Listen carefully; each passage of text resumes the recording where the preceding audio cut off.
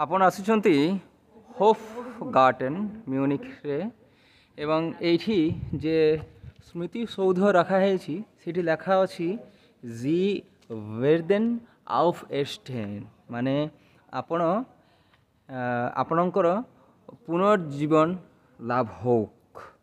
ଏଇଠି ବିଭିନ୍ନ ଧৰণৰ କଳାକୃତି କରାହେଇଛି। ଭିତରେ କ'ଣ ଅଛି ଆମେ ଯାଇକି ଦେଖିବା। ଏଠି ତା ବିଷୟରେ ଟିକେ ଲେଖା ଅଛି। এইটা হচ্ছে এন্ট্রান্সটা। এইটি পশিলে দেখিপারে যে বাভারিয়ার প্রথম বিশ্বযুদ্ধে যে সৈনিক মানে